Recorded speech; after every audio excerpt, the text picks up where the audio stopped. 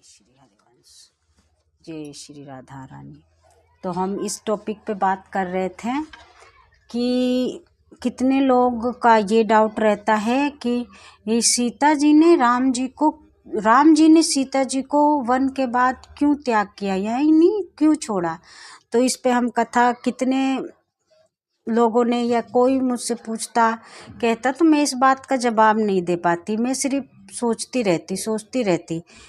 और आगे के वीडियो में मैंने आपको बताया कि मैंने रामायण पढ़ा और इसके विषय में खोज की, तो मुझे यही पता चला, मुझे यही ज्ञान मिला कि पहले के राजा महाराजा अपने प्रजा में जाके देखते थे, सुनते थे, बात करते थे वेश बदल के कि हमारी प्रजा हमारे विषय में क्या सोच रही है, क्या कह रही है, क्या कष्ट है उनको, और वो कष्ट गुप्त रूप से सुन के उसका निवारण होता है। जब राजा रामचंद्र जी वन से वापस आए, उनका राज्याभिषेक हुआ, तो अपने प्रजा में, अपने राज्य में उन्होंने रूप बदल के घूमना स्टार्ट किया। तो उनको यही सब ने कहीं जगह तो उनकी बहुत प्रशंसा हुई, सब ने बहुत प्रशंसा, वन की बहुत प्रशंसा रामचंद्र जी की। लेकिन कहीं कहीं से उन्होंने उनके मुख से सीता की निंदा सुनी,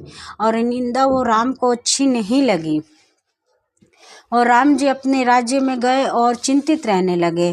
और सीता जी ने जब उनको ये देखा कि मेरे स्वामी किसी न किसी कारण चिंतित जरूर है, सीता जी के कई बार पूछने पर रामचंद्र जी ने ये बात उनको नहीं बताई कि मैं किस कारण से चिंतित हूँ।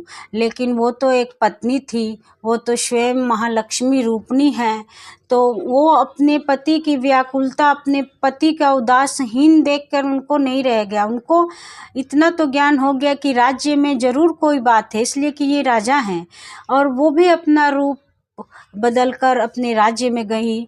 तो उन्होंने यही सुना, कहीं बहुत प्रशंसा और कहीं निंदनीय बात हो भी रही थी, तो वो सीता के लिए थी। तो सीता के लिए बात निंदनीय, तो वो समझ गई कि मेरे स्वामी, मेरे पति किस कारण चिंतित है और क्यों चिंतित है। वो गई राज्य में और उन्होंने कहा, प्राणनाथ, मुझे मालूम है कि आप किस लिए चिंतित है। रामचंद्र जी को वहीं पता चल गया कि सीता को ये बात पता चल गई है। सीता रामचंद्र जी ने, उनका संवाद हुआ एक कक्ष में, जहाँ मतलब हम भी अपने पति से बात करते हैं, तो एक कोने में उनका कक्ष में संवाद हुआ। उन्होंने कहा, प्राणनाथ, आप राजा हैं, आप महाराजा हैं, आप सत्य हैं, आप अगर ऐसा करेंगे तो आप पे उंगली उठाई जाएगी। ये मुझे बिल्कुल पसंद नहीं है, इसलिए कि मैं आपसे प्रेम करती हूँ, आप मेरे स्वामी हैं, तो आप मेरा त्याग कीजिए, मैं वन में जाना चाहती हूँ अपने मर्जी से। तो रामचंद्र जी वहाँ पे क्रोधित भी हुए थे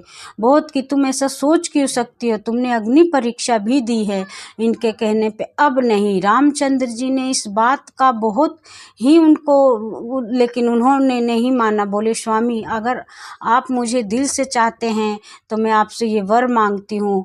और उन्होंने यही वरदान रूप में अपना त्याग मांगा, और अपने पति को स्वयं सीता जी ने त्यागा, रामचंद्र जी ने नहीं त्यागा।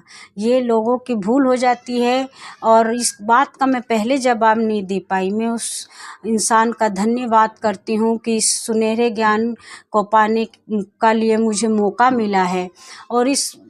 और सीता जी के त्याग के बाद रामचंद्र जी ने भी कई चीज का त्याग किया। उन्होंने राजभोग का उपभोग नहीं किया जब तक से सीता, मतलब किया ही नहीं। वो राजा रहते हुए भी राजभोग का उन्होंने कोई उपभोग नहीं किया है। वो कष्ट रूप ही अपने प्रजा को देखते रहते हैं। रामायण एक त्याग ही है, और त्याग के सिवा हर एक इंसान के जीवन में त्याग बहुत ज़रूरी है। त्याग से संपूर्णता आती है, त्याग से शक्ति आती है। जय श्री राधे कृष्ण, जय सीताराम सीताराम।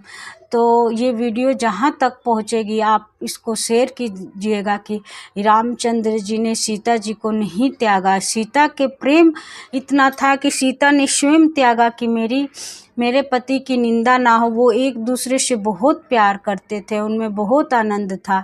वो सर्वोत्तम प्रभु हैं, इसीलिए प्रभु के विषय में कोई ऐसी निंदनीय बात ना करे। रामचंद्र जी ऐसा नहीं हैं जो सीता जी को त्यागे हैं।